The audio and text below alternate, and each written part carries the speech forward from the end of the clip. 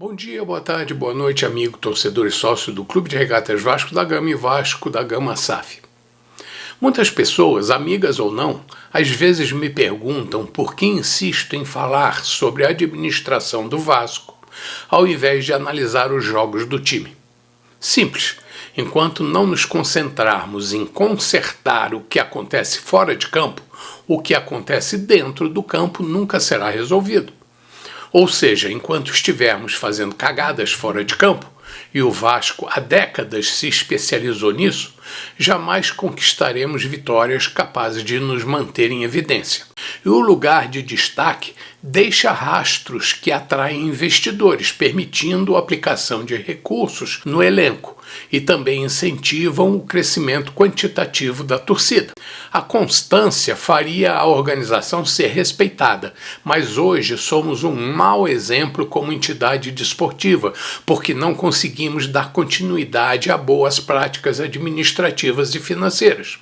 Infelizmente, essa é a nossa realidade e, consequentemente, nosso comportamento não contribui para que sejamos respeitados no meio em que atuamos, o que causa tristeza aos torcedores. Num mundo globalizado, isso gera descaso no segmento, e isso é claro para mim. Atualmente somos duas entidades em uma, o clube associativo sem fins lucrativos e a empresa profissional que administra o futebol. E não caímos na real, isto é, não percebemos a verdade sobre nossa situação e nos apegamos a ilusões, fantasias ou expectativas irreais. O dia em que enxergarmos os fatos como eles são e encararmos a nossa realidade, poderemos agir com honestidade e praticidade. Para isso ocorrer, continuo insistindo, precisamos valorizar o que temos de bom e diferente dos demais clubes. E isso é a nossa história, baseada em tradições e princípios inegociáveis. E ela é bem clara e representada por nossos símbolos, pela bandeira e na nossa linha do tempo.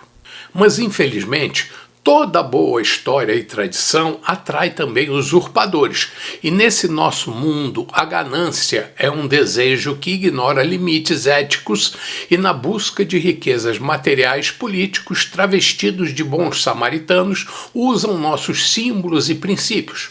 Infelizmente, o Vasco da Gama não poderia e não deveria ser usado com finalidade política, mas é.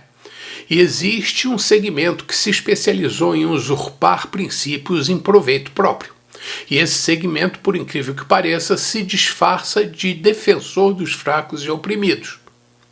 Religião e princípios tradicionais conservadores não cabem no embornal daqueles que se dizem defensores das minorias, mas desprezam nossos princípios. Só os usam. Afinal, não professam e nem têm respeito pela nossa fé e religião e ignoram princípios cristãos como família, tradição e propriedade, apesar de ambicionarem acumular bens pessoais. E por que o povo não percebe isso? Perguntem isso para os donos do sistema, que há décadas e décadas vem fazendo a cabeça da nossa população, dos nossos jovens e daqueles mais inocentes e menos esclarecidos. O dia em que o Vasco estiver equilibrado financeiramente, ele poderá montar um time de futebol de primeira linha. O dia em que o Vasco estiver organizado administrativamente, ele poderá pensar em manter um time de futebol vencedor. E isso só acontecerá se o futebol estiver nas mãos de uma empresa, de um empresário, de uma organização profissionalmente preparada para obter retorno do investimento usado para sustentá-la. Infelizmente, o sistema associativo, pelo menos no que se refere ao Vasco, está falido por conta da desconfiança sobre o caráter e boa intenção da maioria daqueles que o defende. E não estou falando porque todos são mal intencionados, afinal, por ignorância e não por desonestidade, existem os que intercedem a seu favor. Infelizmente, é preciso acordar e avaliar a compensação que o clube receberia esportivamente se mantivesse o sistema associativo na mão dos políticos atuais.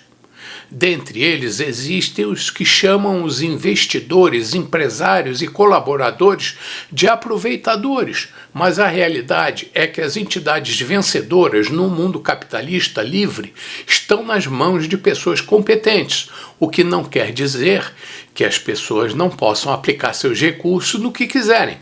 Os fãs, por exemplo, sempre tiveram liberdade de escolher para quem torcer e como gastar seu dinheiro, comprando ingressos, ações, materiais do time, etc, etc, etc. E hoje fazem isso sem receber quase nada em troca. O clube associativo que administrava e ainda administra o futebol oferece o que para os torcedores? Um estádio ultrapassado? Planos de sócio-torcedor insatisfatórios e possibilidade de adquirir materiais esportivos caríssimos? É isso? E se estivéssemos num regime autoritário, e alguns dizem que já estamos lá, o que teríamos? Numa sociedade onde o poder estivesse concentrado num pequeno grupo de pessoas e a população dependesse de benefícios sociais limitados, um time que possuísse uma cruz como símbolo teria futuro? Sabemos que o esporte praticado nesses países onde a religião é controlada e onde a economia é administrada com mão de ferro, só os oligarcas ganham. E se forem amigos do dono, não é? Ao contrário, em países capitalistas, e cito aqui os Estados Unidos, repletos de ligas esportivas em todas as práticas de entretenimento competitivo, existem torcedores fiéis que torcem para seus times e os sustentam das mais diversas formas. Claro que em países desenvolvidos os recursos são maiores e a renda da população é maior também, mas se compararmos proporcionalmente, o torcedor brasileiro também gasta com o futebol. É só ver o valor das rendas dos espetáculos e da venda de material esportivo personalizado.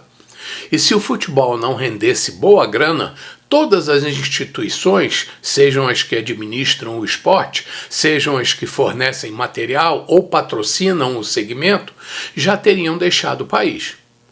No próximo vídeo continuaremos falando do assunto, bem como falaremos mais sobre a arbitragem e a dificuldade que o Vasco tem para atrair jogadores da primeira prateleira do esporte. E a convocação da seleção, hein? Até o próximo Café da Colina e não deixe de dar o seu like, compartilhar e comentar para me ajudar a atingir mais pessoas.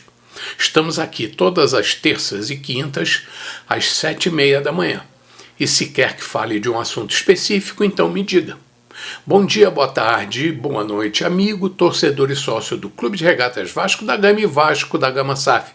Saudações vascaínas sempre.